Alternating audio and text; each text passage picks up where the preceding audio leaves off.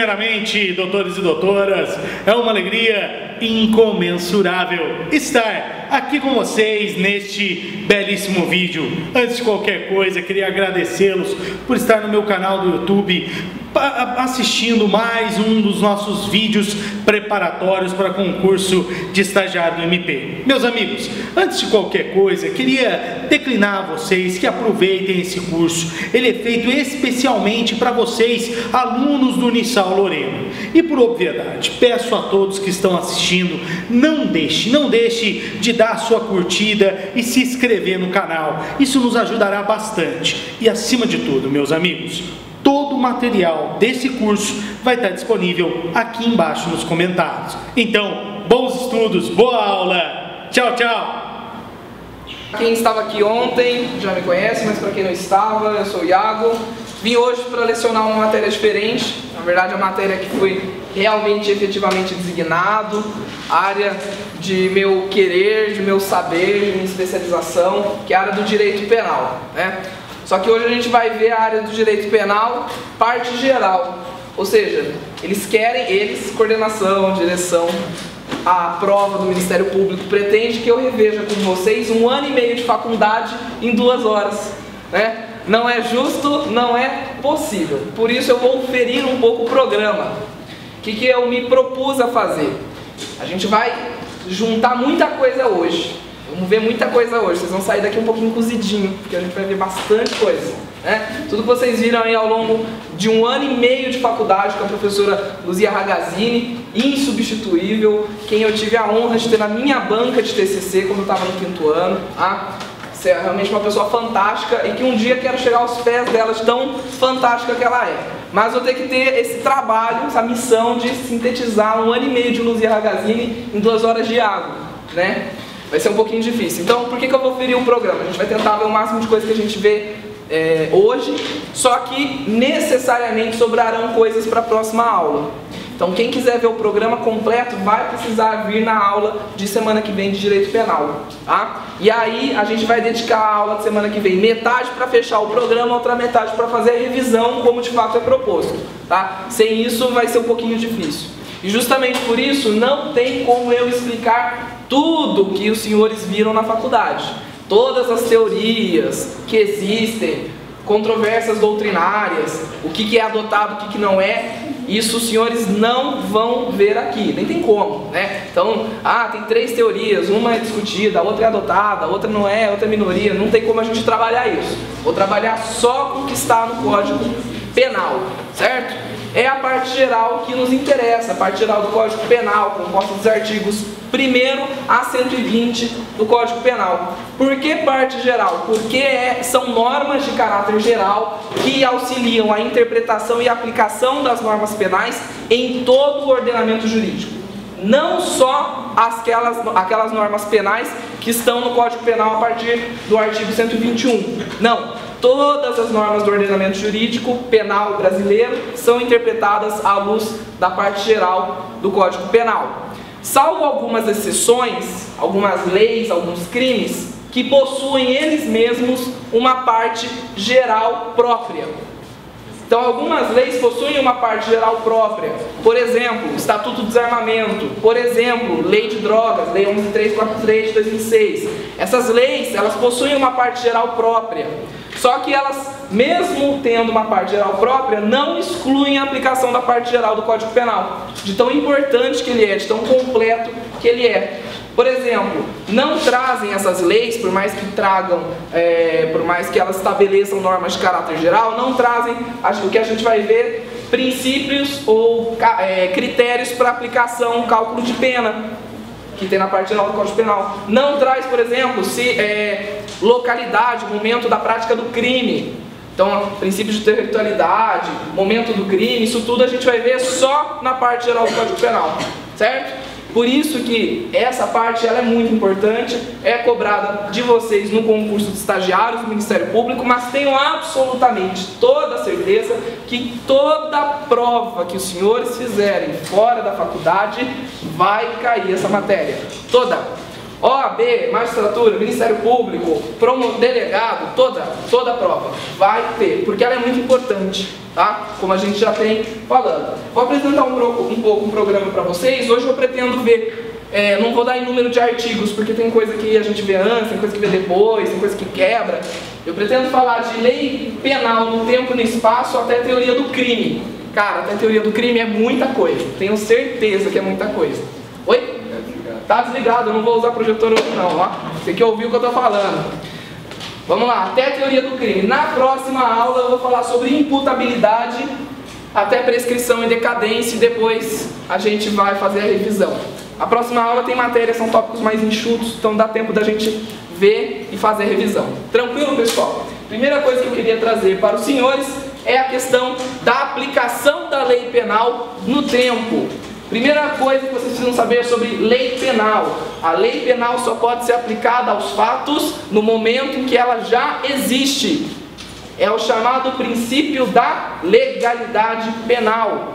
A lei penal só pode ser aplicada aos fatos quando ela já é pré-existente aos fatos. Lei penal não se aplica a fatos futuros. Regra geral que os senhores devem saber também, e deve estar na ponta da língua dos senhores: lei penal não retroage. Ou seja, a lei penal é aplicada daqui para frente, nunca para trás. E tem uma exceção muito bem conhecida dos senhores. Não tem? Ou não tem? Não tem exceção. Lei penal aplica para trás? Salvo para benefício do réu, ou seja, quando a lei penal nova, ela é mais benéfica ao réu. Aí ela se aplica retroativamente, mas a regra é, lei penal só se aplica para frente. O que isso incute? Quais são os efeitos dessa aplicação da lei penal imediata e para trás? Se a lei penal ela só aplicada retroativamente em benefício do réu, significa que se algo deixa de ser considerado crime, cessa-se naquele momento todos os efeitos daquilo que antes era considerado crime. O que eu quero dizer com isso? Eu tenho determinado fato que interessa no mundo real, que interessa ao mundo jurídico. Por exemplo, matar alguém, roubar, subtrair para si ou para outra em coisa alheia móvel. São fatos no mundo real que interessam ao mundo jurídico. Se a partir de amanhã esses fatos deixam de ser crimes, todos os efeitos da criminalidade, da criminalização daquele fato, cessam imediatamente. Por exemplo, se eu estou sendo processado hoje pelo fato de subir na cadeira, crime hoje, amanhã revogou esse crime, acaba o meu processo, extinto, porque subir na cadeira não é crime mais. Se eu sou processado, condenado, começo a cumprir pena, fui preso, dia 1 estou preso, dia 2 não é mais crime. O que acontece? Cessam-se inclusive os efeitos da sentença penal condenatória. Eu sou posto imediatamente em liberdade. Aquilo que antes eu fui condenado não é mais crime. Então, o que a gente precisa saber? Se um fato ele é considerado crime e posteriormente vem uma lei penal mais benéfica, ele é aplicado imediatamente e retroage para aquilo que já passou. Só que se algo é mais maléfico, ele é maléfico ao réu, só se aplica para frente. Se eu subir naquela cadeira hoje, eu garanto para vocês, não vou sofrer punição penal nenhuma. Não é crime subir em cadeira. Salvo os crimes de dano, né, e tudo que vier aí por diante, né? Mas, hoje, subir na cadeira por si só não é crime. Se amanhã passar a ser, eu não posso ser punido por aquilo que eu fiz hoje. Lei penal não retroage. Isso é muito tranquilo e precisa estar na cabeça de vocês. Porque haverão discussões que serão introduzidas na prova que o examinador vai perguntar para vocês. Determinada lei entrou em vigor em tal dia. O crime foi praticado um dia antes. Aplica-se os efeitos dessa lei nova, sim ou não? O que os senhores precisam analisar? É benéfica ou não é ao réu? É lei penal ou não é lei penal? Tem essa diferença também que eu queria chamar a atenção. Por mais que não esteja na parte geral, não é conteúdo na nossa matéria, os senhores precisam estar atentos a isso. Lei penal não é lei processual penal. Porque leis processuais penais aplicam-se imediatamente. Pouco importa se é benéfico ou maléfico ao réu. Pouco importa. Porque a Constituição só diz que a única lei que retroage é a lei penal. Então, se é somente a lei penal que retroage, somente as leis que definem crimes, penas, cálculo de pena, agravantes, majorantes e assim por diante, somente essas leis estritamente ligadas ao mérito penal que devem ser analisadas se são favoráveis ou não ao réu, para a gente analisar se retroage ou não. Deu para entender? Leis processuais, ou seja, aquelas leis que regulamentam o procedimento a ser adotado pelos mecanismos da justiça, não importam se são maléficos ou piores, maléficos ou benéficos ao réu, aplicam-se imediatamente quando se iniciam os efeitos dessa lei. Tranquilo? Você tinha alguma dúvida? Não? Vamos lá. Segundo item que vocês precisam estar bem claro também: a aplicabilidade da lei penal em que momento? Lembra que a gente falou assim, se eu subir na cadeira hoje, eu não posso ser processado amanhã se isso vir a ser um crime, né? Vir a ser considerado crime. Por quê? Pergunto para vocês, quando é considerado o momento da prática de um crime? No momento da ação ou da omissão. Mas e se o resultado for em um momento diferente?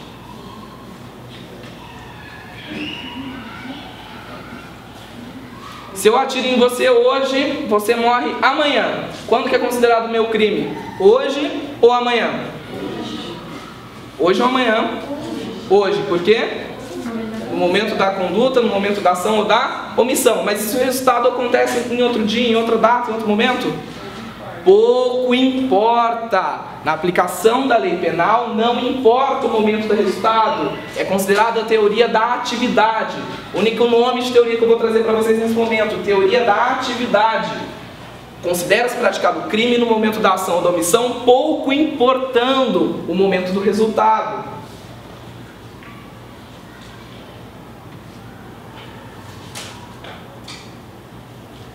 Outra coisa também que eu queria trazer para os senhores, que também está na parte geral: quando a gente vai falar a respeito de leis que se perduram no tempo e leis temporárias, o que eu quero dizer? Qual é o limite de tempo que uma lei pode viger? Quanto tempo uma lei? Teoria geral do direito, gente. Quanto tempo uma lei pode viger? Qual que é a data máxima que uma lei pode ter de idade? Infinita, não tem prazo de validade. Regra geral, até que outra a revogue. Mas há leis que têm exceções. Há leis que são chamadas de leis temporárias, que elas prevêem um limite de validade, de duração, de eficácia para elas mesmas. O que acontece? Esse tipo de lei existe em todo o ordenamento jurídico, civil, administrativo, tá? Menos na seara penal. Na seara penal, nossa gente, que besteira que eu falei agora. Ela existe em todo o ordenamento jurídico, ela existe inclusive na seara penal. Lei penal temporária era uma coisa que o Código Penal previa e que nunca tinha acontecido. Então, quando se estudava isso, era uma coisa tão abstrata. Falou, ó, pode vir uma lei que prevê que algo vai ser crime por determinado tempo. Aí professores, escritores de livros, doutrinadores tinham que ficar criando exemplos para explicar. Hoje no Brasil, em 2016, já existiram duas leis penais temporárias. Vocês sabem qual eram? Lei Geral da Copa e Lei Geral das Olimpíadas. Preveram tipos penais temporários, que a vigência expirou no final do ano da Copa e no final do ano da Olimpíada. O que isso significa? Ou seja, ainda tem crimes que podem ser cometidos pela Lei Geral das Olimpíadas, até 31 de dezembro de 2016.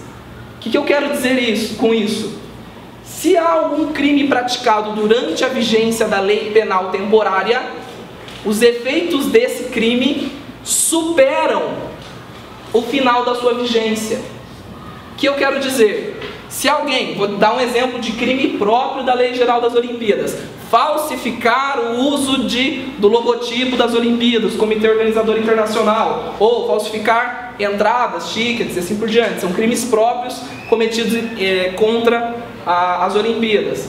Mas, se lá entre julho e agosto e o tempo das Olimpíadas, alguém falsificou um ticket, falsificou uma entrada, descobriram, foi processado, e ó, o processo corre, está correndo, chegou 31 de dezembro, o que acontece com o processo? Continua, porque o Código Penal é expresso em dizer que os efeitos da lei penal temporária valem, inclusive depois do fim da vigência da própria lei. E os efeitos da condenação? Mesma coisa. Mas, Iago, peraí. Você acabou de me falar que a lei penal, uma vez revogada, uma vez terminou sua vigência, cessam-se todos os efeitos dela, inclusive da condenação. Agora estamos falando que a lei penal temporária acabou o prazo de vigência dela, continua? É isso mesmo. Por quê? Porque o Código Penal, na parte geral, admite esta exceção. Cria esse tipo de norma, a norma penal temporária, e dá para essa exceção a possibilidade de se continuar produzindo efeitos depois do fim da vigência. Tranquilo quanto a isso, pessoal? Beleza? Agora o que a gente precisa falar? A gente entendeu quando se aplica a norma penal. No momento da ação ou da omissão, pouco importando o momento do resultado. E onde se aplica a norma penal? Onde vocês acham que a norma penal brasileira é válida?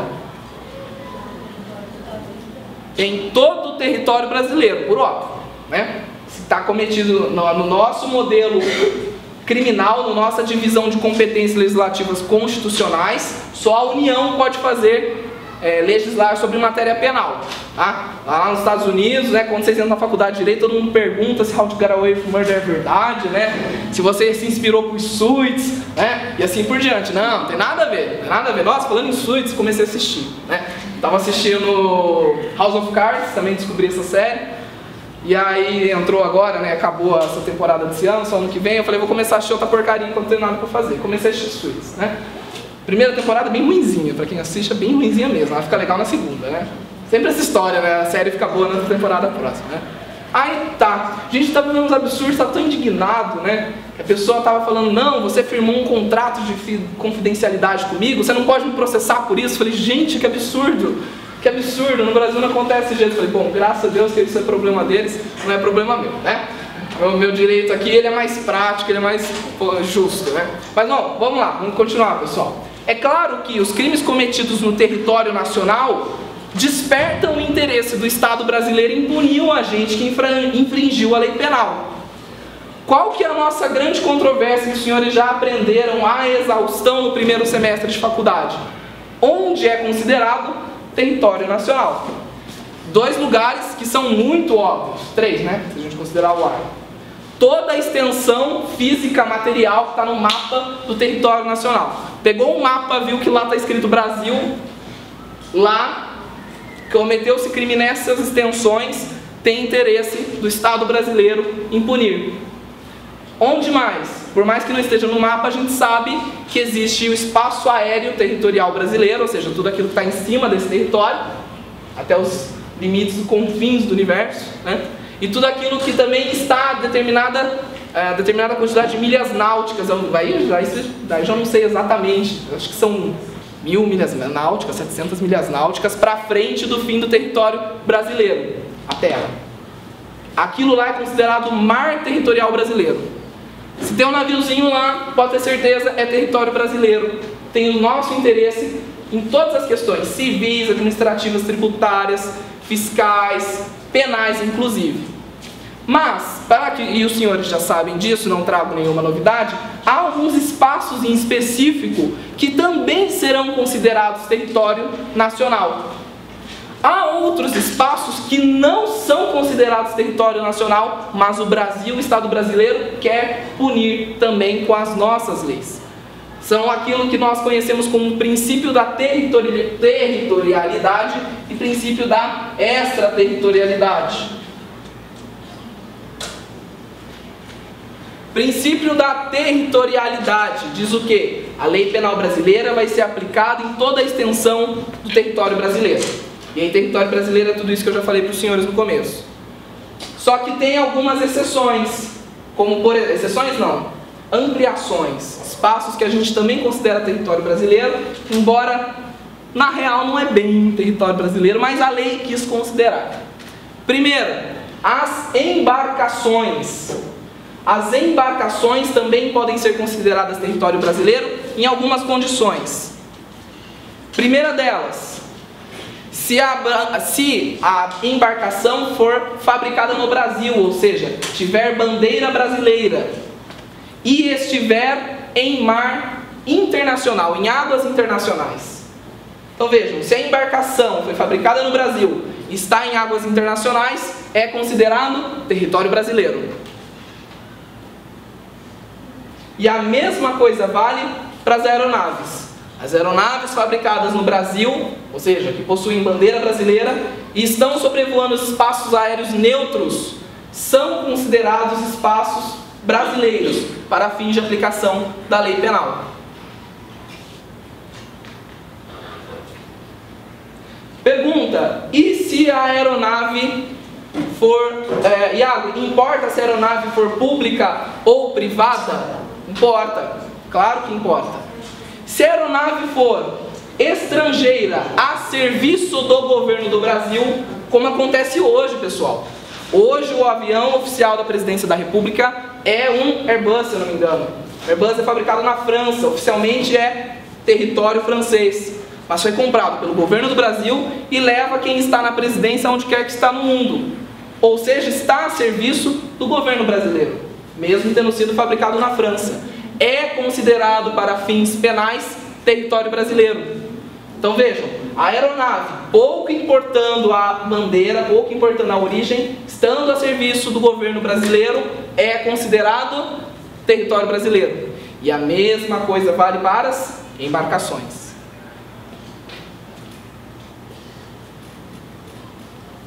Segundo, se a aeronave é estrangeira, mas ela é mercante, o que significa isso? Ela está a serviço de uma empresa, ela está a serviço de transporte, ela está a serviço, pensa aí num navio, num cruzeiro, né?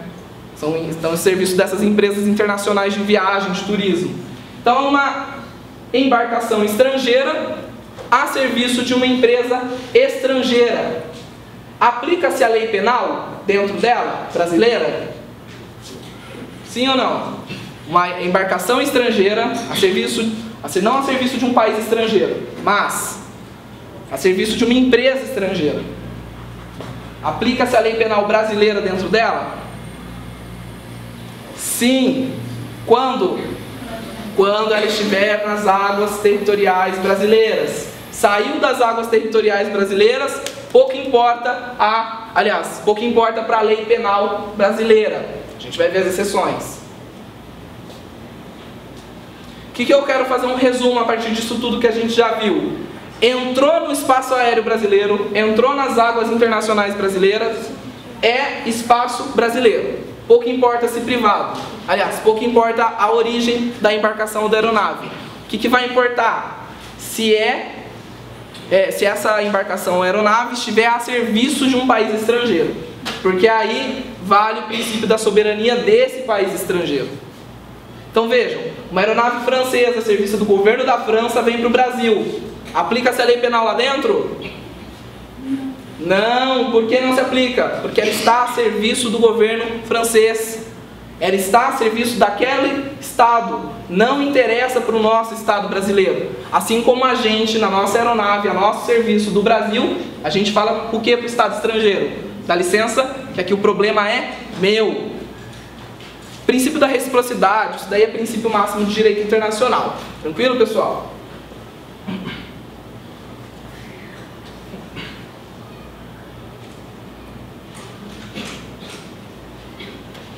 Mas, como eu havia comentado com vocês, há alguns momentos que a lei penal brasileira vai ser aplicada mesmo quando não houver espaço brasileiro, mesmo quando o crime não tiver sido cometido no território brasileiro.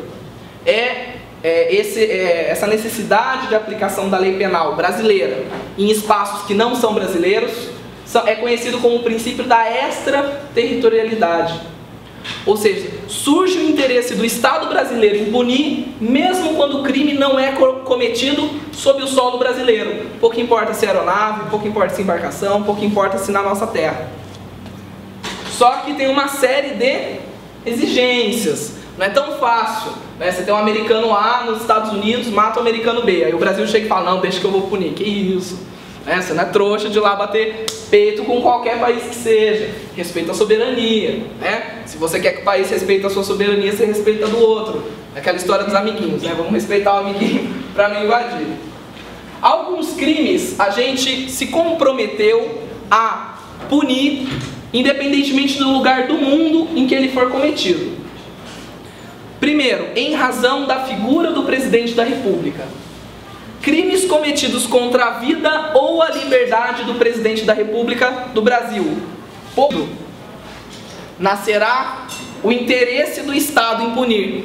O que eu quero dizer com isso? Crimes cometidos no estrangeiro contra a vida ou a liberdade do presidente da República, aplica-se a lei penal brasileira. Isso precisa estar bem tatuado no cérebro de vocês. Vida ou liberdade. Por quê? Não se aplica em nenhuma outra hipótese. Crimes contra a honra do presidente da República. Xingaram o presidente da República lá no exterior. Para a lei penal brasileira, não interessa. Crimes contra o patrimônio do presidente da República no exterior. Hoje o Temer estava lá na China, no Japão. Está lá passeando, parece um bandidinho. Não vai ser tão fácil assim no Japão, né? Mas aparece um bandidinho, bate a carteira do Temer. Nasce o interesse do Estado brasileiro em punir lá no Japão esse agente? Não. Por que não? Porque a Constituição, aliás, o Código Penal vai trazer pra gente. Nasce o interesse do Estado brasileiro nos crimes cometidos contra a vida ou a liberdade do presidente da República. Segunda hipótese, contra o patrimônio ou contra a fé pública de qualquer um dos estados, municípios, da União, do Distrito Federal, enfim, de qualquer um dos entes da federação. Então veja, um crime praticado contra qualquer um dos entes da federação, nasce o interesse do Estado brasileiro em punir. Se um americano falsifica, por exemplo, títulos da dívida pública brasileira, são documentos emitidos pelo governo federal, a título, vamos dizer assim, de empréstimo. Você compra esse título da dívida, significa o quê? Você dá dinheiro para o governo e em 20 anos você resgata esse dinheiro atualizado monetariamente. É uma boa poupança. É uma boa poupança. Tá? Para quem tiver aí, quem é investidor, quem está querendo fazer uma graninha aí também extra, títulos da dívida pública. Então, alguém falsifica esses papéis, esses títulos da dívida pública e tenta vir aqui no Brasil resgatar. A gente tem interesse em punir esse americano? Tem. Ah, mas ele entrou no Brasil. Então faz lá fora. O americano, os Estados Unidos, nunca deixou lá, falsifica título da dívida pública e começa a vender na internet. Tem interesse nosso do Brasil em punir esse cara? Tem, porque está sujeitando a risco qualquer um dos bens da estrutura brasileira, da estrutura da nossa república. União, estados, municípios, Distrito Federal. Certo, pessoas? Pessoas, né? Que ótimo isso. Segunda, última hipótese, que o Brasil se compromete a punir os crimes praticados no estrangeiro. Ou seja, pouco importa se em território nacional, mas que a gente quer fazer valer a nossa lei brasileira. Crimes praticados por brasileiros, se esses crimes decorrem de genocídio.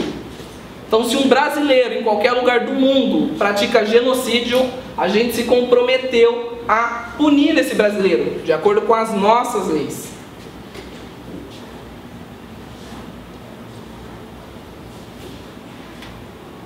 Essas três hipóteses que eu trouxe para vocês fazem uma chave aí, quem está anotando, e coloca aí, bloco 1. Porque eu vou apresentar 3 blocos para vocês de possibilidade de aplicação da lei penal brasileira no estrangeiro. E alguns desses blocos têm requisitos para ser aplicado. Tá? Bloco 1.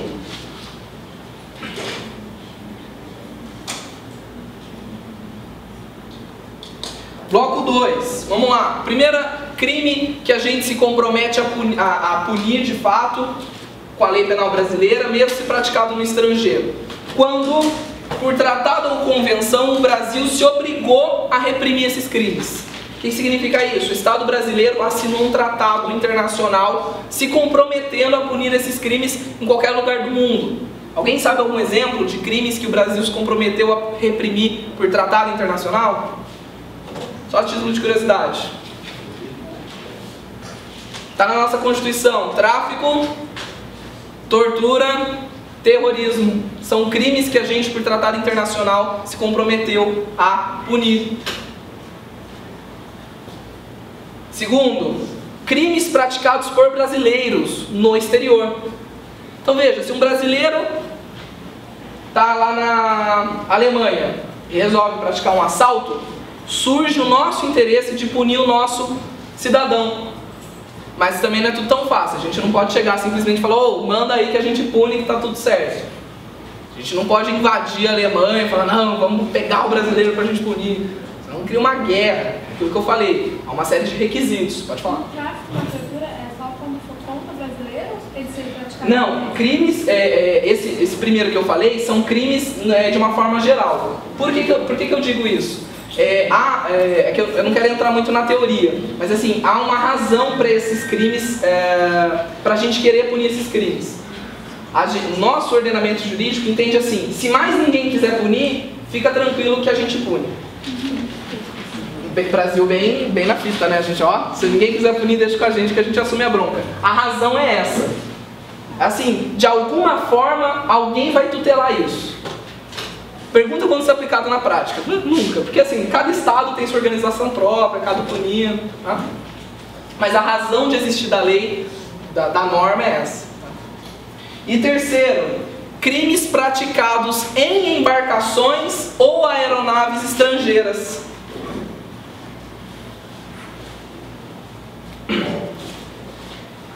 E ali não sejam julgados. O que significa isso? Seja quem for que tenha praticado um crime numa embarcação ou numa aeronave, aliás, numa embarcação ou aeronave brasileira, tá? Embarcação ou aeronave brasileira. Seja quem for que tiver praticado um crime numa embarcação ou aeronave brasileira e estiver em território de outro país, tem o nosso interesse do Estado de punir também. Então veja, a Embraer em São José fabrica aviões, exporta avião para o mundo inteiro. O maior país que compra avião do Brasil são os Estados Unidos. Depois eu explico por que, a título de curiosidade. Mas a Embraer exporta muito. É uma aeronave brasileira, está a serviço, sei lá, de qualquer empresa aérea americana. Ela se torna território americano. Então veja, uma aeronave brasileira foi fabricada aqui, está lá nos Estados Unidos a serviço de uma empresa privada, prestando serviços privados. Ela é território americano. Mas se alguém, qualquer pessoa, americano, brasileiro, chinês, comete um crime lá dentro, surge o nosso interesse em punir essa pessoa. Mas aí também tem uma cláusula... Como é seu nome que você perguntou? Marina. Se aí não forem julgados, qual que é a condição da gente punir? A gente espera para ver se vai ter interesse deles punirem, pra gente assumir a bronca, pra gente querer punir. Exato, é o último caso. É para que o crime não saia impune. Mas assim, imagina, o crime praticado numa aeronave nos Estados Unidos pós 11 de setembro, eles têm muito interesse em punir, né? A gente pode ficar bem tranquilo em relação a isso, né? E por fim, agora a gente começa o bloco 3. Bloco 3. Crimes praticados contra brasileiros. Então veja, se eu sou brasileiro, estou passeando lá na Alemanha e sou assaltado por um alemão, o Estado brasileiro tem interesse em punir esse alemão. Nossa, que honra, né? Eu, Iago, mísero Iago, fui assaltado, aí todo o Estado brasileiro vai se mobilizar para procurar um alemão na Alemanha. Mas é mais ou menos assim, né? É mais ou menos assim. Então vejam lá, esse critério, esse terceiro bloco, ele é bem restrito. Então, são crimes praticados por estrangeiros contra brasileiro, mas tem que atender dois requisitos para a gente punir. Primeiro, quando não foi pedido ou foi negada a extradição. Quando não foi pedido ou foi negada a extradição.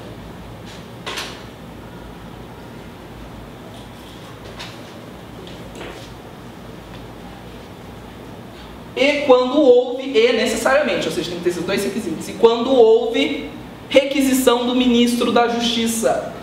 Ou seja, o ministro da Justiça tem que ter um interesse também nisso. O governo brasileiro tem que demonstrar o interesse. Aí a gente volta para o exemplo do Iago. O Iago está andando na Alemanha, assaltado por um alemão. Será que o Estado brasileiro vai ter interesse em punir aquele alemão? Claro que não. Quem é o Iago perante o Estado brasileiro todo? Não sou juiz, não sou ministro. Nem se fosse juiz, né? Tem que ser ainda ministro do Supremo, tem que ser alguém bem importante, né? Tranquilo? São esses 3 blocos de possibilidade de aplicação da lei penal. Só que lembra que eu falei para vocês que alguns deles tem que ter o preenchimento de alguns requisitos. O terceiro eu já falei para vocês, são esses dois requisitos. O bloco 2 tem outros requisitos muito maiores, que é o que a gente vai ver agora. E o bloco 1 não tem. O bloco 1, o que significa? Basta que alguém cometa um crime contra a vida e a liberdade do presidente da República. Já nasceu o interesse do Estado brasileiro em aplicar uma lei penal. Basta que alguém no estrangeiro tenha cometido um crime contra a fé ou patrimônio da União, dos Estados, do Distrito Federal, dos municípios. Já nasceu o nosso interesse de punir. Tá? Esse bloco 1 que eu falei para vocês, eles são auto-aplicáveis. Crimes cometidos nessas modalidades, já nasce o interesse do Estado brasileiro em aplicar a lei. Bloco 2, vão entrar os requisitos que eu vou falar para vocês agora. E o bloco 3 eu já disse os requisitos. Tá? Por que você separou em blocos então? Porque o bloco 3 precisa desses requisitos, que são especialíssimos, digamos assim, só para eles, mais todos os requisitos do bloco 2. Então vamos lá.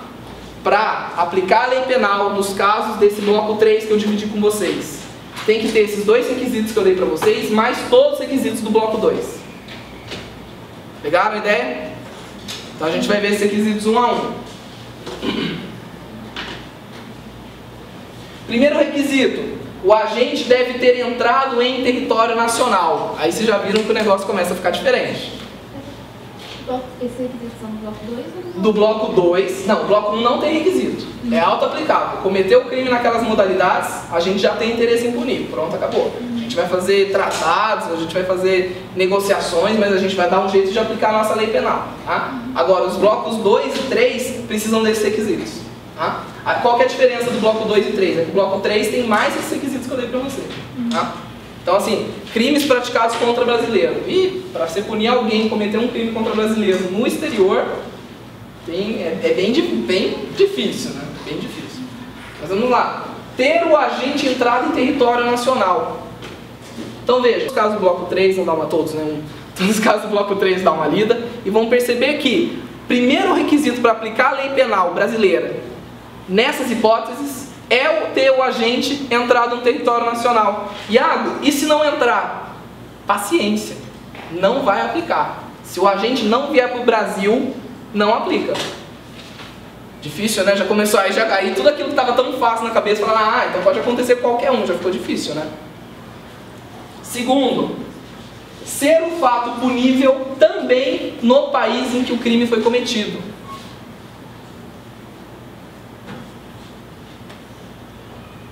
Ser o fato punível também no país em que foi cometido.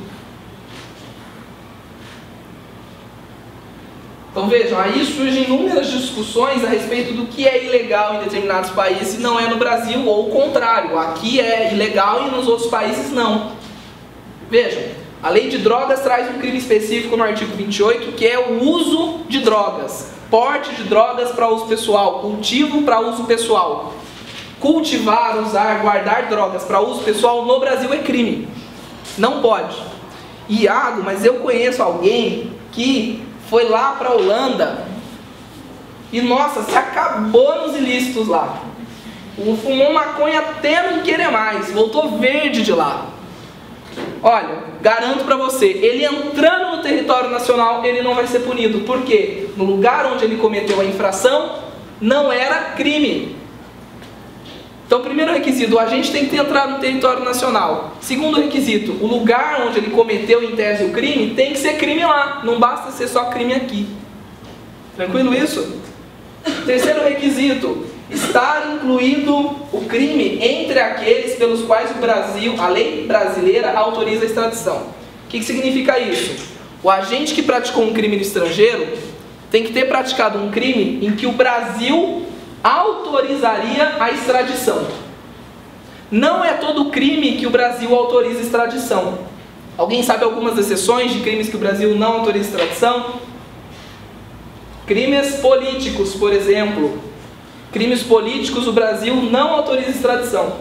Então, se algum desses agentes dos blocos 2 e 3 pratica um crime político no exterior, o Brasil autoriza a extradição nesses casos? Não. Então a gente não pode pedir a extradição nesse caso também. Lembre-se sempre disso. No plano de direito internacional, o que vale é a política de reciprocidade.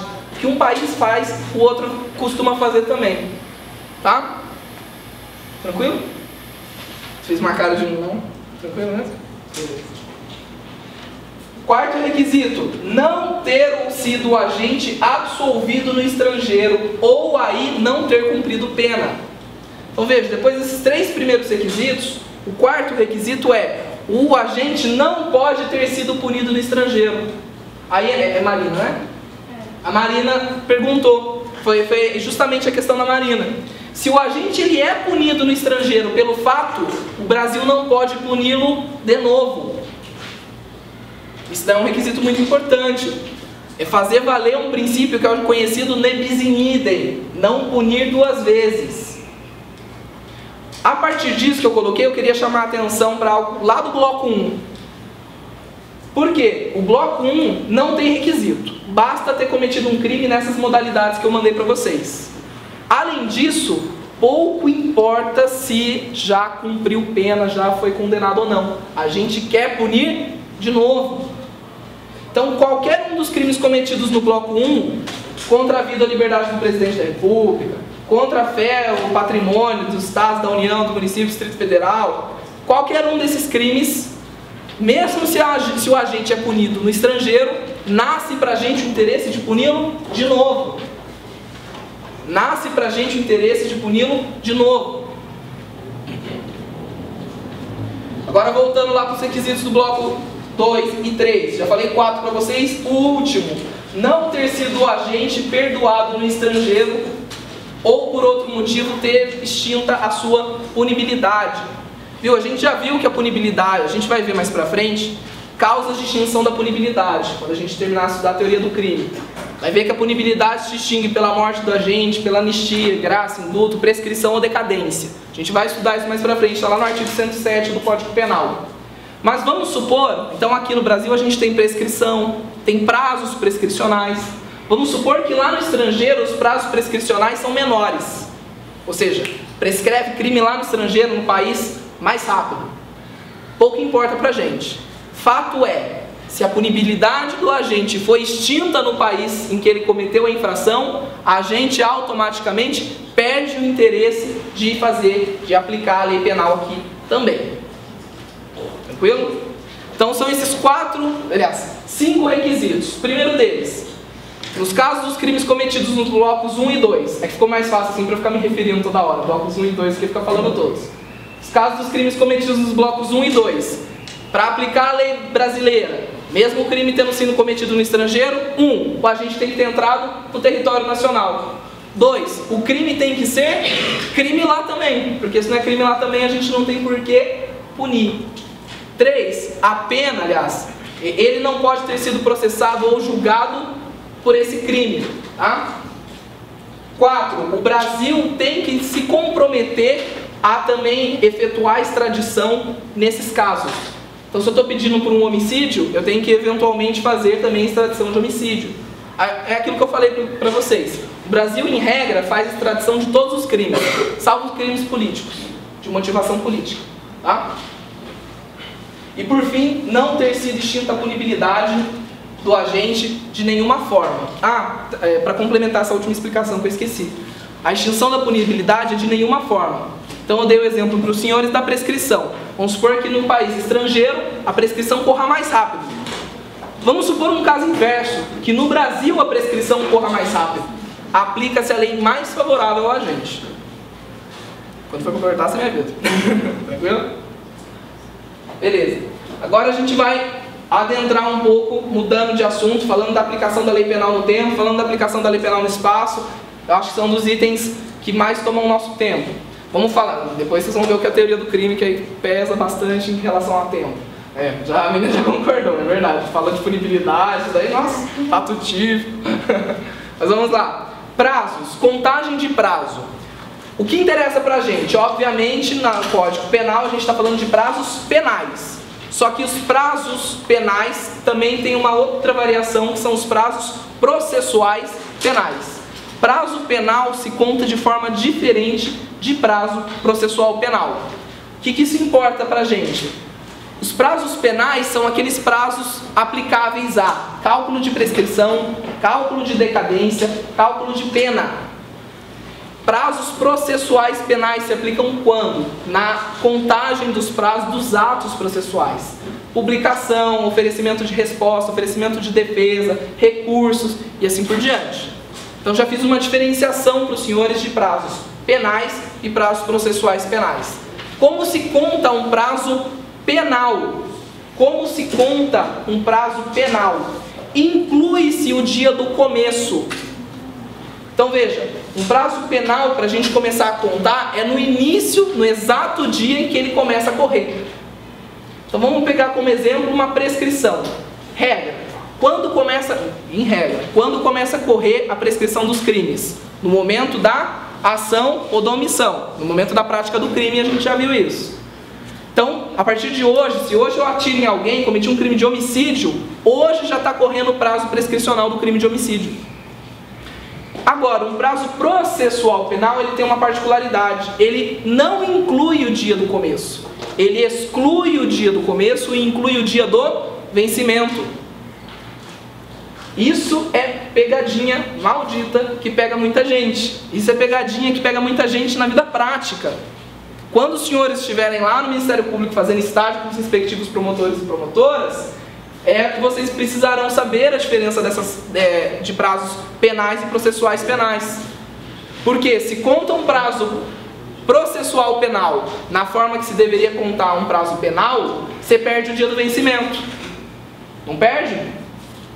Prazo penal, inicia-se a contagem no dia do início, inclui o início. O prazo processual penal exclui o dia do início. Como que eu conto então um prazo penal? Começou hoje, então vamos lá, dia 1, dia 2, dia 3, dia 4 e assim por diante, corrido. E um prazo processual penal exclui o dia do começo e inclui o vencimento. Então veja, prazo processual penal. Iago, você foi intimado hoje para praticar determinado ato.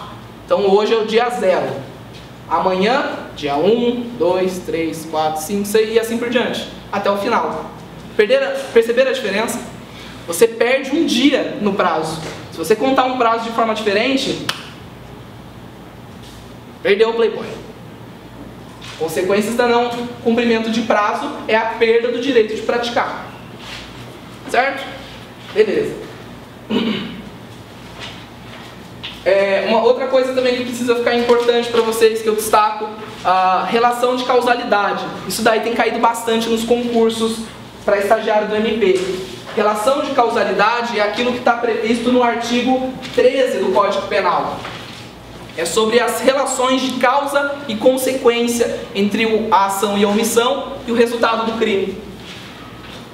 O que diz o artigo 13 do Código Penal? O resultado de que dependa a existência do crime somente é imputável a quem lhe deu causa. Ou seja, praticada uma ação ou omissão, você tem que ver o que dela decorre diretamente. Somente dos resultados que decorreram diretamente da ação ou da omissão são puníveis. Por que isso é importante?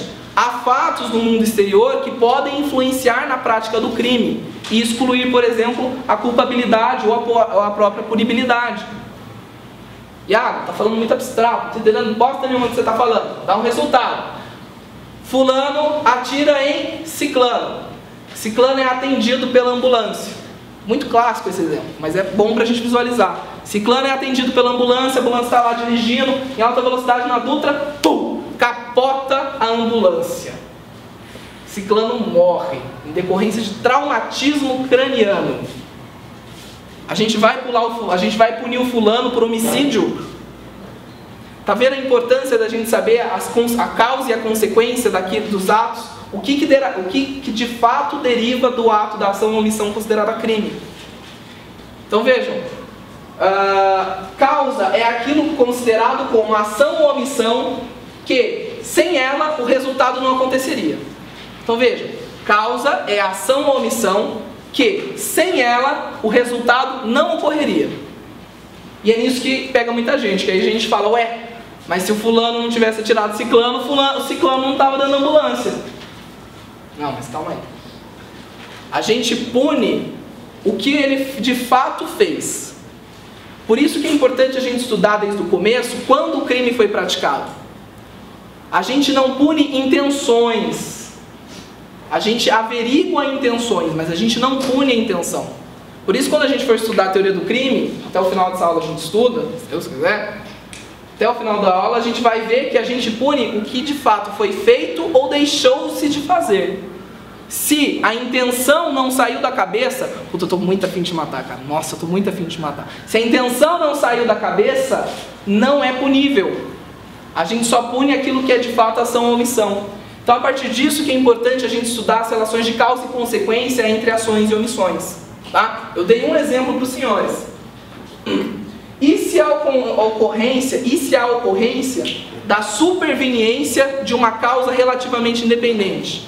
O que significa isso? Algo que influiu no resultado final. Veja, o A atirou em B. B foi atendido pela ambulância, a ambulância capotou e B morreu. B morreu em razão de traumatismo craniano. Ocorreu, no caso, incidiu ao caso, uma causa independente do fato de A ter atirado.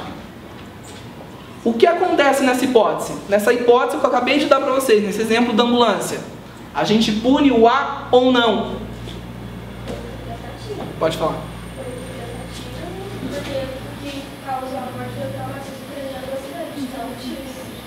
A gente vai punir o fato que ele até então cometeu. Até então, onde esse fato que ele cometeu reflete na vida jurídica prática.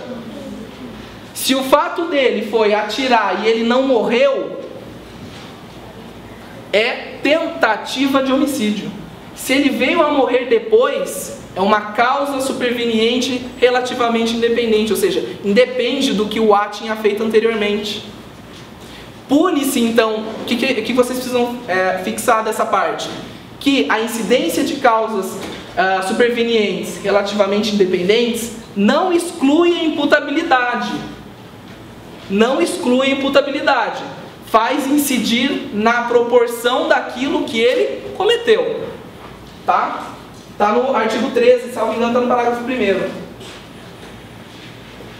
Pergunta, a gente está falando muito da ação. A omissão é penalmente relevante? Sim ou não, ou depende? Ah, peguei agora, né? Sim ou não, ou depende? Qual que é a melhor resposta do direito? Depende, depende, depende. A omissão é penalmente relevante? Depende. Depende do quê? Primeiro, se o agente tinha o poder e o dever de agir. Então, quem se omitiu deveria ter agido. Não, eu não deveria ter feito absolutamente nada naquela ocasião. Então, para você, a omissão não é relevante. Primeiro requisito para a omissão ser penalmente relevante. Para a omissão ser penalmente relevante, deve incidir em casos que o agente tinha o poder e o dever de agir. Segunda hipótese, quando o agente assumiu a responsabilidade pela prática do resultado. Então veja, se eu começo a colocar gasolina na sala, aí eu vou lá e compro uma caixa de fósforo, aí eu venho aqui, aí eu acendo, vocês tudo aqui dentro, eu coloquei a vida de vocês em risco ou não? Eu assumi o risco de produzir um resultado de morte ou não? Passa a ser meu dever ajudar vocês. A omissão, no meu caso, ela é penalmente relevante. Por quê? Se eu dou um sonífero, vamos colocar aí uma hipótese, eu dou um sonífero para todo mundo desmaia nessa carteira. Aí eu venho aqui, coloco combustível, acendo fósforo, coloco fogo e saio da sala com todo mundo dormindo e a sala pegando fogo. Que tragédia, né? Eu sou responsável pela causa, morte de todo mundo? Claro! Fui eu que coloquei a vida de vocês em risco. O fato de eu não ter agido é justamente a causa que provocou a morte de vocês. Então veja, ou eu tenho o dever e a possibilidade de agir, ou eu assumi o risco de produzir o resultado. E a partir dele, eu tenho o dever de evitar que o resultado ocorra. Então, a omissão é penalmente relevante quando a gente tem o poder e o dever de agir, ou quando a gente assumiu o risco de produzir o resultado. Por fim, quando a gente assume a responsabilidade de evitar que o resultado ocorra. Então veja, eu sou segurança no shopping. Tô lá com meu terninho, agora tem aquele Segway, né, que segurança fica passeando no shopping, né, qualquer dia eu vou parar um segurança pra pedir pra dar uma volta naquele negócio. Tá lá passeando, aí dentro do shopping, um vira pro outro, aponta uma arma e fala: passa a carteira, passa o celular. Aí eu falo: o quê? Eu não sou mãe dele? Eu não fui eu que botei esse agente aqui dentro, esse criminoso, eu não vou fazer nada. A omissão é penalmente relevante para mim, que sou segurança? Sim, porque eu assumi a responsabilidade de evitar que o resultado ocorra. Assim ocorre, por exemplo, naqueles casos misteriosos em que pessoas envolvidas na prática dos crimes são colocadas dentro das viaturas policiais e aparecem mortas. Ah, mas a gente é policial, a gente não fez nada. Ué, era você que estava na condução da viatura? Era. O réu, o autor do crime estava no seu poder? Estava. Você é um agente de segurança pública, você estava no poder do réu, você tinha o dever de agir. Se apareceu morto, pouco importa se foi você ou não. A responsabilidade decorre daquilo que você assumiu ao assumir o cargo público, enquanto policial. Certo, pessoal? Então vejam, a omissão, isso daí já caiu algumas vezes. A omissão é penalmente relevante em 3 hipóteses. Quero que vocês me digam quais são essas 3 hipóteses. Primeira delas, o agente tinha o dever ou o poder de agir. Segunda hipótese, vocês estão conjurando alguma coisa, gente? PPO. Que é? Qual que é a segunda hipótese? Quando assumiu o risco de produzir o resultado. E a terceira? Quando assume a responsabilidade de evitar que o resultado ocorra. Muito bem, quando a gente fala então, eu havia comentado com vocês que a gente não pune aquilo que está dentro do claustro psíquico da gente, ou seja, tudo aquilo que ele pensa é problema dele. Vai ser penalmente relevante no momento que ele faz ou deixa de fazer. A gente acabou de ver que a omissão ela é penalmente relevante em algumas hipóteses.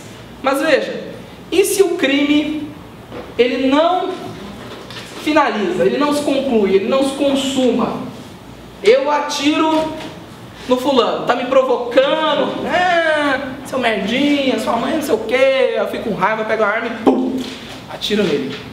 Aí ele fica lá, sangrando, né? Gente, vocês têm que pensar que o direito penal é isso, é sangue. Essa coisa gostosa é laudo. Ah, quando no MP vocês vão ver aqueles laudos daqueles cadáveres, a bala que entrou aqui estourou desse lado. Já tem que pensar nessas coisas, vocês vão trabalhar com isso, hein? Quem não gosta, profissão errada, concurso errado. Mas vamos lá. Atirei no fulano, tá lá se esvelando em sangue e não morre. Homicídio é o quê? Matar alguém. Eu matei o fulano que não morreu, mas eu cometi crime? Crime tentado. Mas peraí, agora você me falou uma coisa boa. O que é um crime tentado? Como é seu nome? Ana? O que é um crime tentado? Quando o resultado não se produz. Mas, vou te dar um exemplo, Ana. Eu dei um tiro, como é seu nome? Jonatas, atirei no Jonatas, ele começa a sangrar. Eu, não, o que eu fiz? Aí eu ajudo ele, chamo a ambulância e tal. É crime tentado? Beleza, a gente começou a entrar numa discussão legal. Arrependimento eficaz, na outra hipótese não era crime tentado. Por quê? O que de fato configura o crime tentado? O crime não se consuma por quê?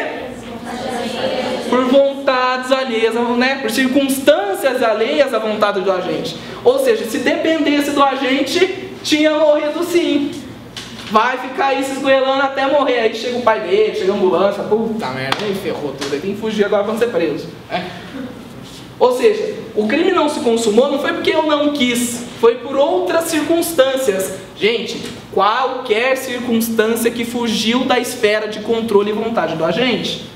Ambulância, chamou a polícia, apareceu alguém conhecido, a bala não pegou num órgão vital, ficou alojadinha na gordura, sabe? Tem que trabalhar essas hipóteses. Qualquer circunstância que não dependa da vontade do agente, a gente fala em tentativa.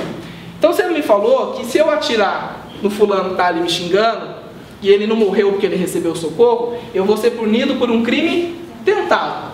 sempre vou ser punido por crime tentado? Vai ser bom não? Não. Vou mudar minha pergunta. A tentativa, ela existe para todos os tipos de crime? Não. Por que não? Pode falar. Não, você falou certo, eu ouvi o que você falou. Nos crimes omissivos, Alguns crimes comissivos, mas tem um tipo de crime que não admite tentativa. Crimes de mera conduta, chamados de crimes...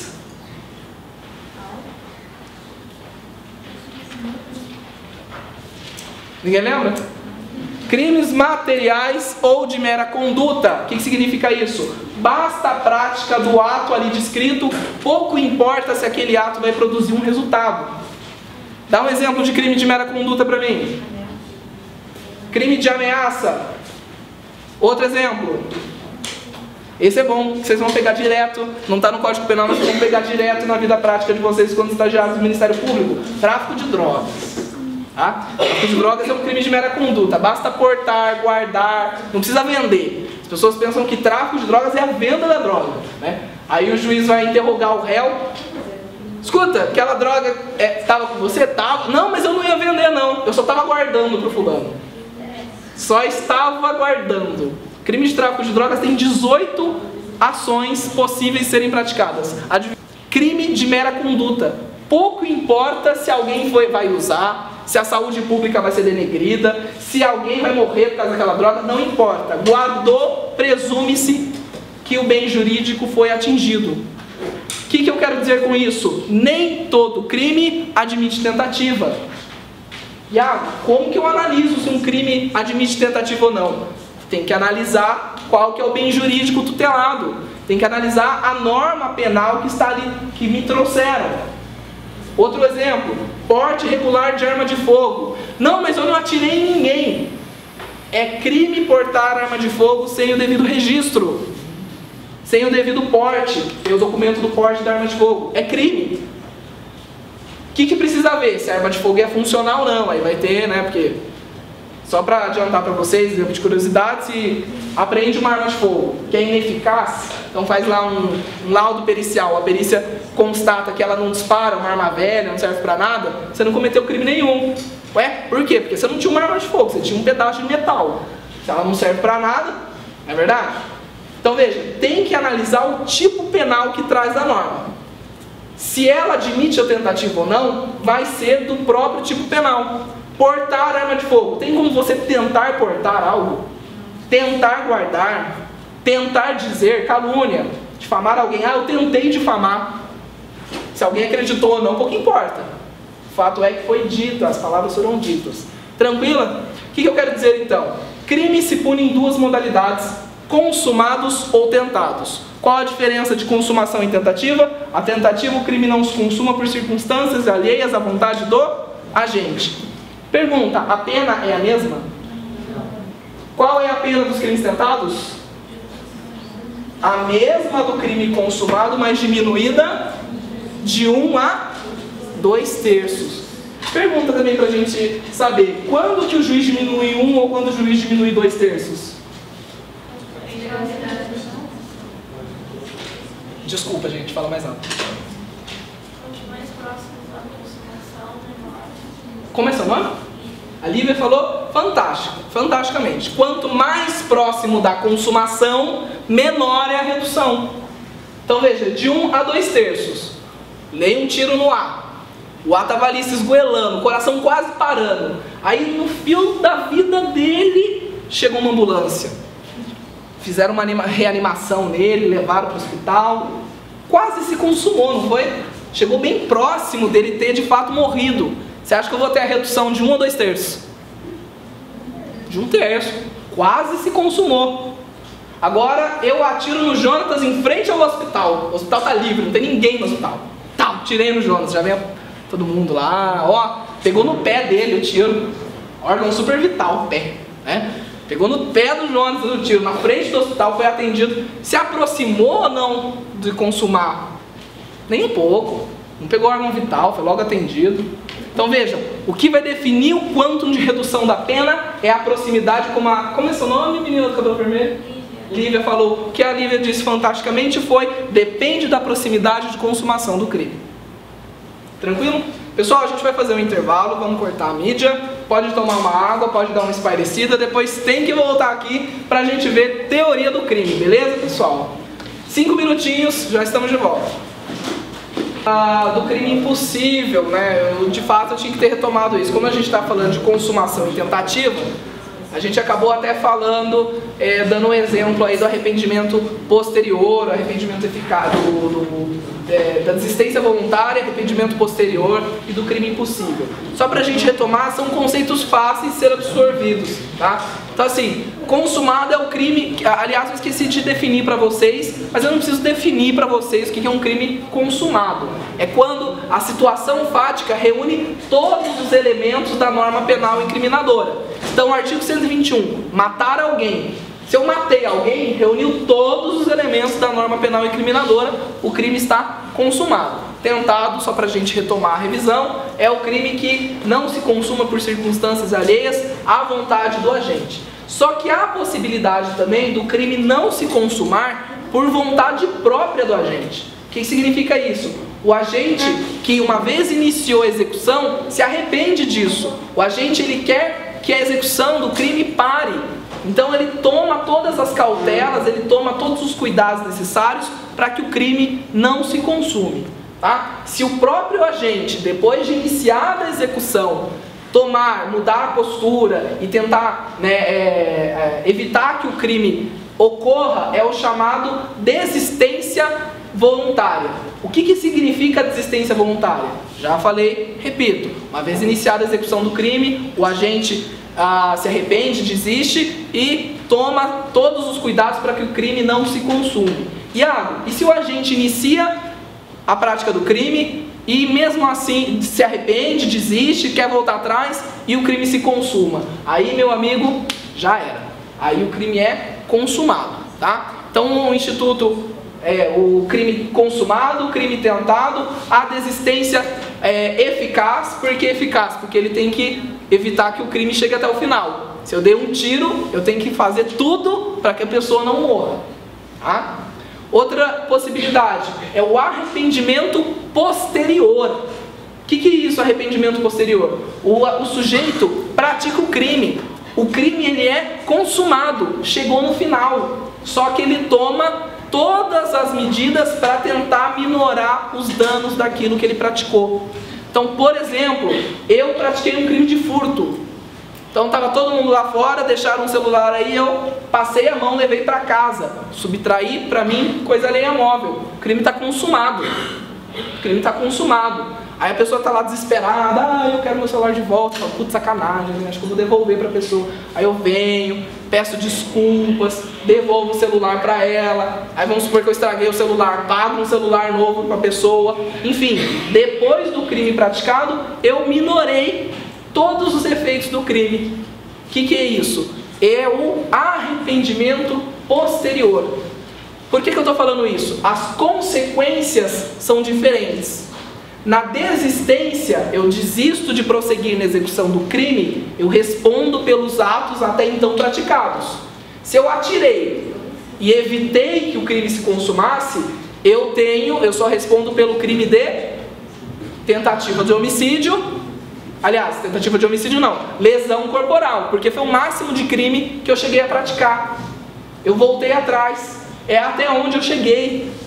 Veja, eu atirei alguém que nem chegou a morrer, eu vou responder pelo crime até então onde eu pratiquei.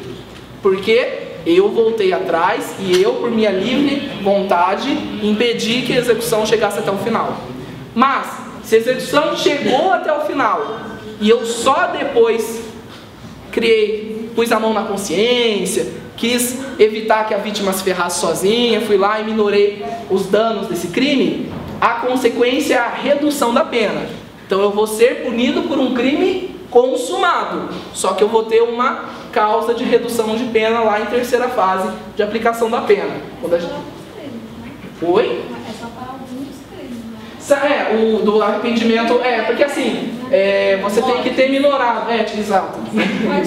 Só alguns crimes que admitam essa reparação. Ela fez uma observação boa, os crimes que admitam essa reparação. Se eu matei alguém, já era, né? Ou se você é católico, você torce para a alma estar no céu. Se você é kardecista, você torce para a alma voltar, né? Porque já era mesmo, tá? Não tem muito o que fazer. Então, assim, são crimes, geralmente são crimes contra o patrimônio, né? São crimes que admitam essa compensação. Inclusive, é um dos requisitos do arrependimento, é a compensação, né? Agora, se eu matei alguém, só contra a vida, né? Enfim, você não é Mário para dar vida para as pessoas, né? Enfim, não tem muito o que fazer ali no caso, tá? A observação ela é boa. E por fim eu queria fazer a observação referente ao crime impossível, né? Crime impossível é aquele que, mesmo reunidas todas as elementares do crime, né, do ato descrito na norma penal, o crime não pode se consumar, ou por absoluta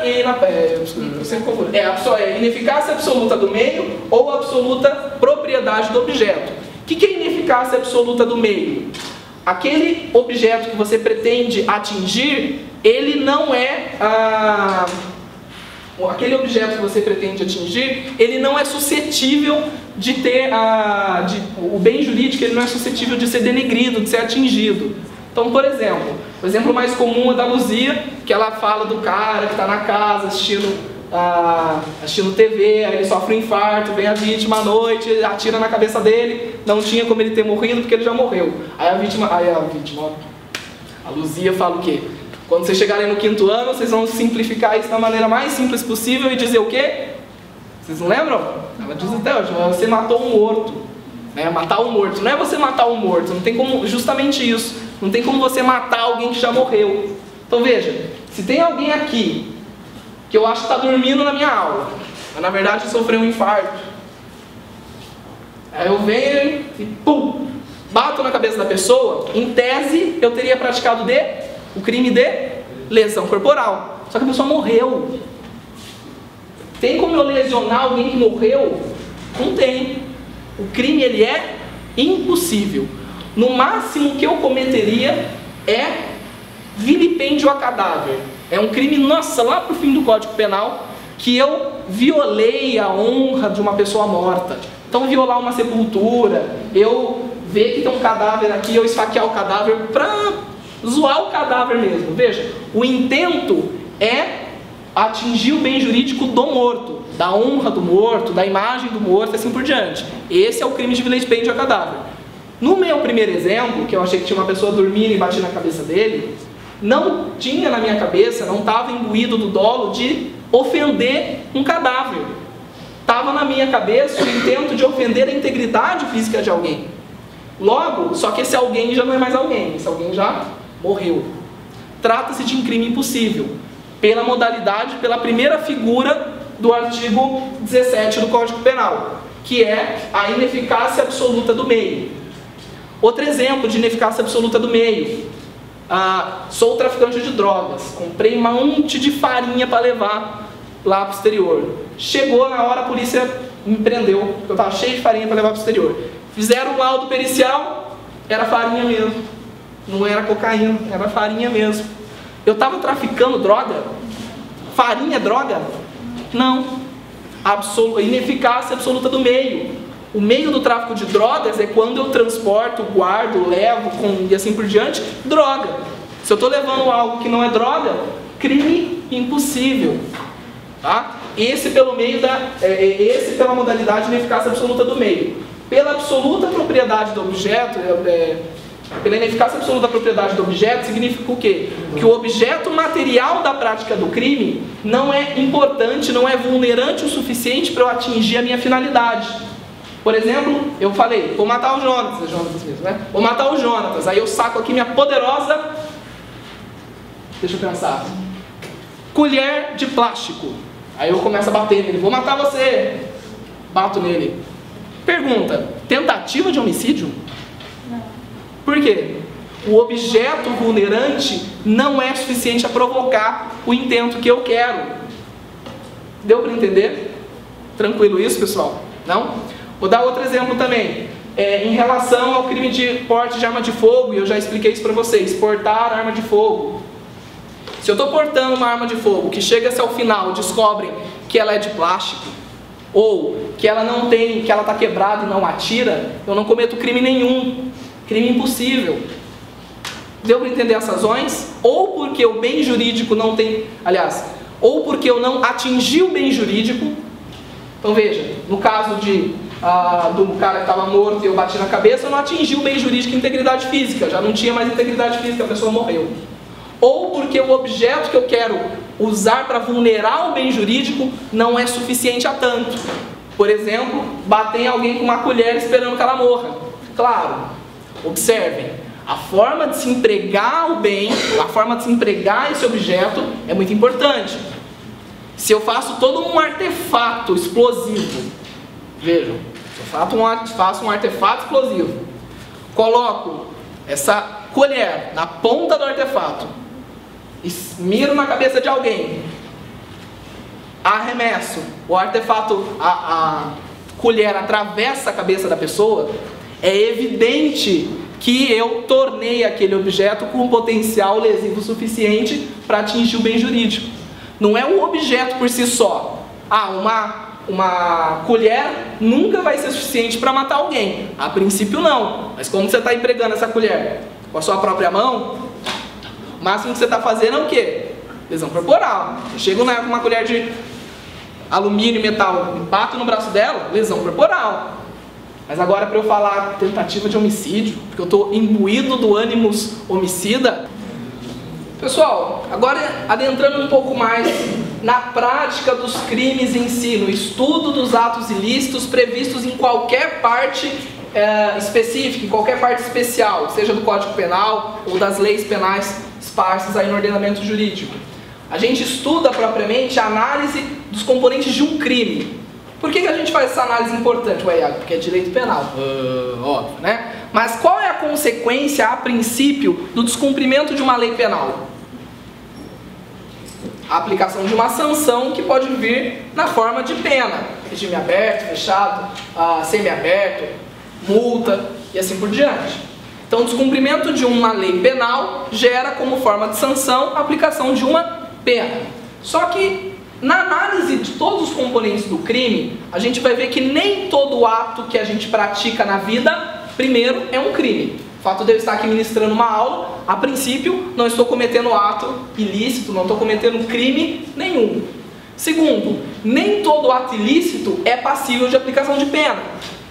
Então, se eu mato alguém, é um crime? Pergunta, sim ou não? A princípio, até então, onde a gente está vendo, sim. Só que a melhor resposta para o direito é: depende. Será que mesmo eu matando alguém, eu cometo um ato ilícito? Nem sempre. E é por isso que a gente precisa estudar todos os componentes elementares do crime. O que é um crime? O que é um crime? Quem pode me definir o que é um crime? Você gosta dessa matéria que eu fiz? É um ato ilícito ou antijurídico, mas antes disso, ele é um fato típico. Ele é um fato típico que é ilícito, culpável. Culpável. Ou seja, crime é um fato típico que é ilícito e é culpável. E aí, por final, ele é punível. Então veja, temos três características, três requisitos para que um crime seja crime. Para que um crime seja, ao final, quem cometeu um crime, descumpriu uma norma penal, receba uma pena. Primeiro, o fato que a pessoa praticar tem que ser fato típico. Segundo, deve ser um fato ilícito ou antijurídico. E por fim, deve ser culpável. Falei fato típico. O que é um fato típico? Fato é tudo aquilo que acontece na vida cotidiana. Eu ministrando uma aula, você escrevendo, você tomando uma água. Fato é acontecimentos da vida cotidiana. Mas um fato típico é um fato descrito numa lei penal incriminadora. Porque a gente não viu isso, mas também faz parte da norma da parte geral, mas há leis penais que não são incriminadoras.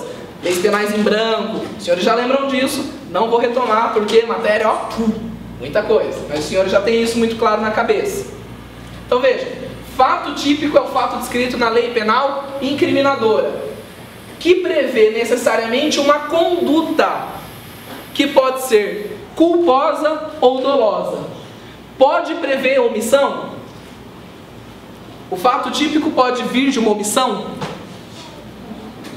Pode, quando a omissão for penalmente relevante naquelas 3 hipóteses que a gente já viu.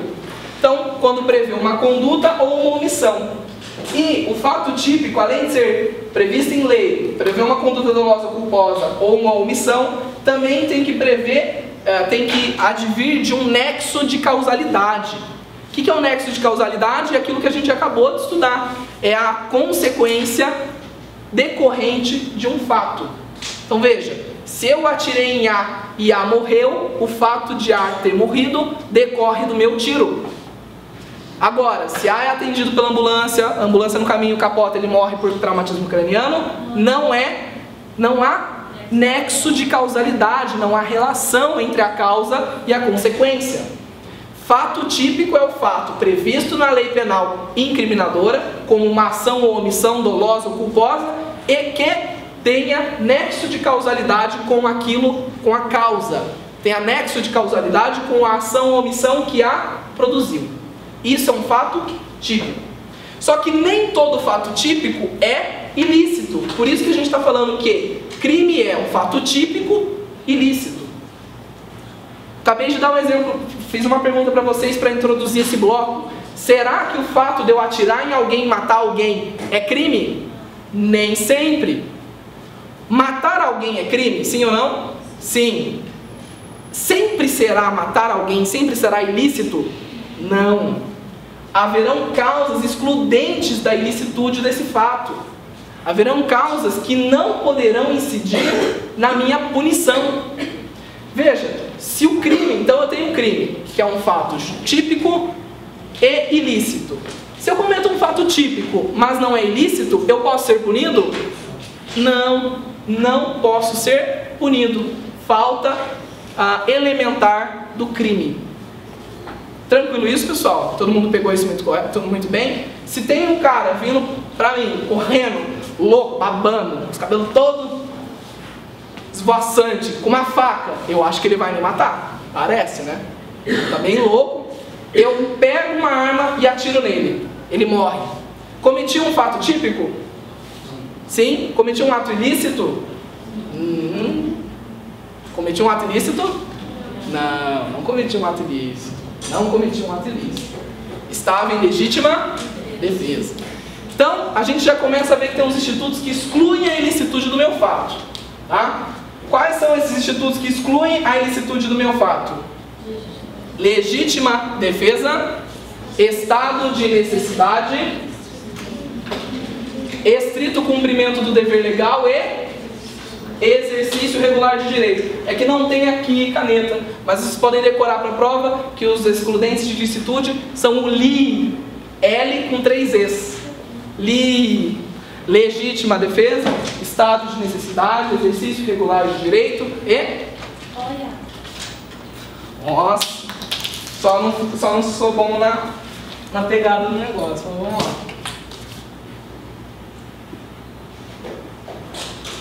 Pode decorar. Isso aqui é excludente de ilicitude. Primeira, vamos lá?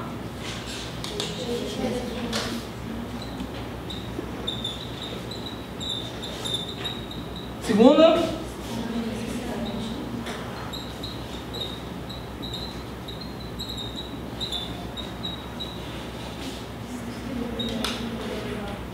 Vou começar com o exercício.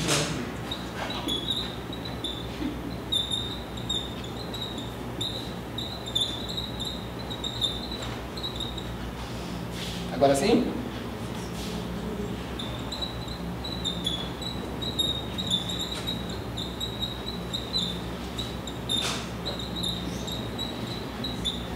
Beleza. No que consiste a legítima defesa? Muito obrigado. No que consiste a legítima defesa? O agente repele agressão injusta e atual. Praticado por quem? Que agressão injusta e atual é essa? Praticado por quem? Por terceira pessoa. Então, terceira pessoa pratica contra você, contra Outrem, agressão atual e injusta. Atenção, ela tem que ser injusta. O que é uma agressão justa? Quando a outra pessoa, por exemplo, não está em legítima defesa.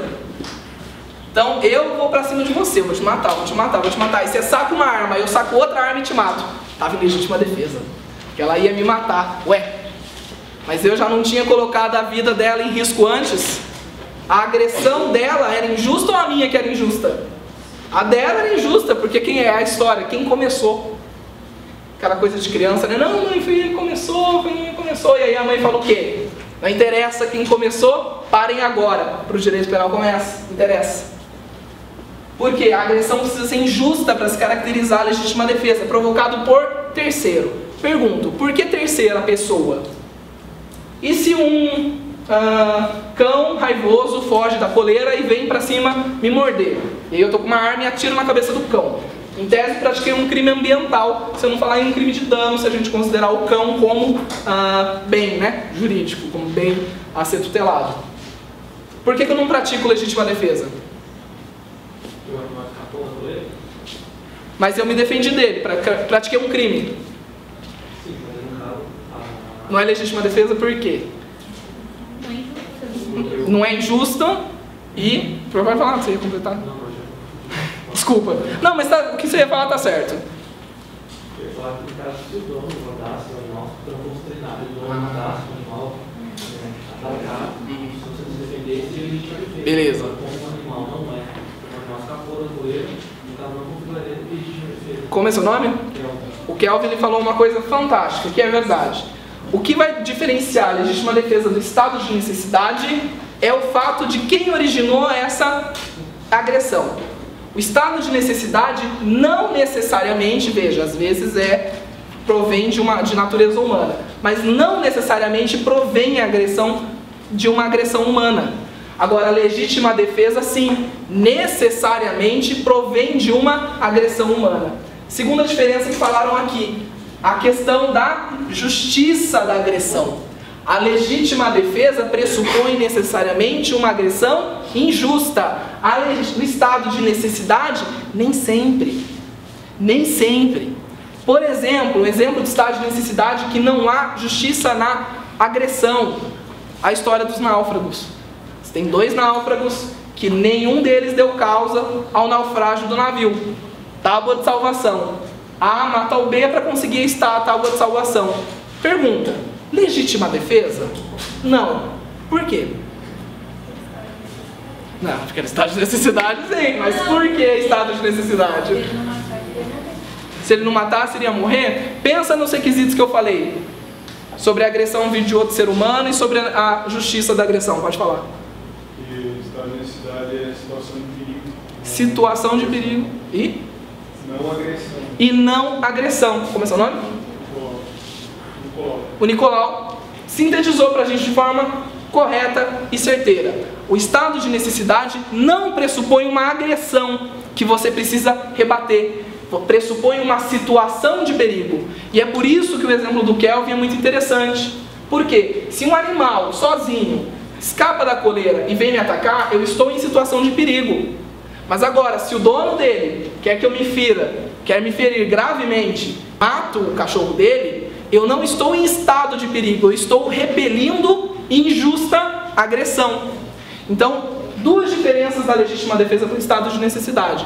A justiça da agressão, porque a legítima defesa pressupõe uma agressão ilegítima, injusta, enquanto o estado de necessidade não pressupõe uma situação de defesa, pressupõe uma situação de perigo. Segunda diferença, a legítima defesa é só praticada contra outrem, seres humanos, enquanto estado de necessidade, não. Certo? Estrito cumprimento do dever legal. O que é o estrito cumprimento do dever legal? Que não se confunde com o exercício regular de direito. Pode falar. Falou certo. Exercer... Oi? Exercer uma ordem legal emitida pelo Estado. A partir do momento que um juiz determina uma reintegração de posse, alguém está lá em uma casa, injustamente, não deveria estar, parou de pagar aluguel faz 1 ano, o juiz determinou, muda o exemplo, investir em integração de posse, determinou o despejo da pessoa. O oficial de justiça entra e tira todos os bens da pessoa. O oficial de justiça comete invasão de domicílio? Por quê?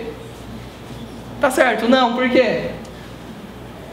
Ele está em estrito cumprimento do dever legal, ele está cumprindo uma ordem legal emanada do Estado. Atenção, isso que é, como é seu nome?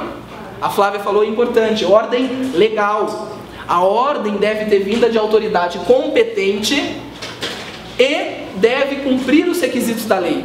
Se a autoridade não é competente para determinar a ação, ou se a ação que ela ordena é ilegal, não se configura estrito cumprimento do dever legal. Querem um exemplo clássico e recentemente moderno que isso está sendo debatido? O caso do Carandiru.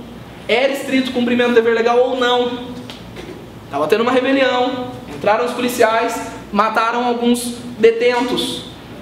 Essas mortes ocorreram em estrito cumprimento do dever legal ou não? Não estou pedindo resposta para vocês. O Tribunal de Justiça mandou anular o julgamento para falar de novo, para debater isso aí. Veja, o caso foi lá no início da década de 90 e até hoje está sendo debatido. Não se tem uma resposta. Por isso que precisa analisar se a ordem provém de autoridade competente. Então o que a gente analisa? Estrito cumprimento do dever legal, cumprimento de uma ordem emanada pelo Estado. O Estado representado por uma autoridade, competente e que tenha determinado uma ação legal, dentro dos termos da lei. Vamos supor que o delegado de polícia alugou uma casa. Tá? Alugou uma casa, a pessoa parou de pagar aluguel 1 ano. Eu sou autoridade policial, não preciso de juiz. Oficial, entre lá e despeje a pessoa. A ordem é legal? Não, porque a autoridade policial, o delegado de polícia, não tem autoridade para determinar o despejo. Então veja, não configura estrito cumprimento do dever legal. Entenderam essa parte? Tranquilo? E o exercício regular de direito?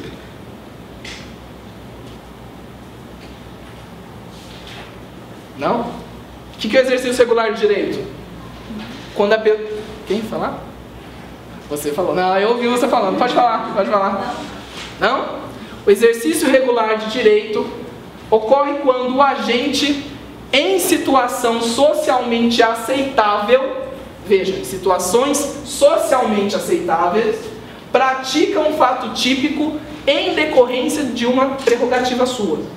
Então vamos lá. Agente, situação socialmente aceitável, pratica uma prerrogativa sua. Por exemplo, sair pelado na rua é crime? É crime, é crime, é crime. Atentado ofensivo ao pudor, certo? Mas, e se uma pessoa, no mês de fevereiro, em pleno carnaval, coloca um tapa-sexo, pinta o corpo todo de glitter e desfila na avenida? É crime ou não crime? Não é. Por quê? Se ele está num ambiente cuja o aceite, aliás, há uma permissão social para aquilo que se ele faça, e ele cumpre uma prerrogativa sua, que prerrogativa dele? Ué, ele é sambista, ele é ator, assim por diante. Não está ele violando nenhuma norma, porque ele está em exercício regular de direito. Outro exemplo. Pode matar animais silvestres. Ah, não, esse exemplo aqui no Brasil lá. UFC. Boa. UFC. Pode uma pessoa ofender a integridade física de outrem? Pode chegar aqui no Jonatas e virar um murro na cara dele? Jonatas, você vai sangrar, cara. Igual o Batman falou pro Superman. Sangra, vai sangrar. Pode alguém virar um murro na cara de outrem? Não pode. Não pode. Isso é crime de lesão corporal. E aí em suas diversas modalidades. Grave, gravíssima, leve. Não pode. Ofender a integridade física de outrem é crime. Mas e se eu sou um lutador profissional? Estou numa competição esportiva como o UFC, devidamente regulamentado, o Brasil inteiro assistindo. Posso meter a muqueta na mão do... Como é que era o nome daquele filho da puta do... que derrotou o Anderson Silva. Eu sou péssimo para essas coisas, cara. Esse daí, eu só assisto, eu não acompanho. Pode fazer isso? Pode. Anderson Silva está em exercício regular de direito. Veja, cumprindo uma prerrogativa pessoal com tolerância social. Não pratica crime. Por fim, o último, há um crime específico no Estatuto do Desarmamento chamado disparo de arma de fogo. Eu não posso chegar no meio, aqui na frente do Unissal, sem mirar para ninguém, sem querer atingir ninguém, tá? Pegar uma arma e atirar para cima. Há um crime chamado disparo de arma de fogo. Posso eu, num clube de tiro, devidamente habilitado, pegar uma arma de fogo e disparar no alvo? Claro que eu posso. Exercício regular de direito. O tiro é um esporte regulamentado, socialmente aceitável e dentro das minhas prerrogativas. Tranquilo, pessoal? Não deu pra gente esgotar toda a possibilidade, como eu havia já previamente informado aos senhores. Nós voltaremos na próxima semana. Quando que é a aula próxima? Terça também? Daqui a uma semana? Voltaremos na próxima terça, quando a gente vai esgotar tentar pelo menos toda essa questão da parte geral, tá? Você que nos acompanha no YouTube, não deixe de nos acompanhar nas próximas aulas dos outros professores. Subscreva o canal do Bruno Criado e nos acompanhe nas próximas aulas. Muito obrigado.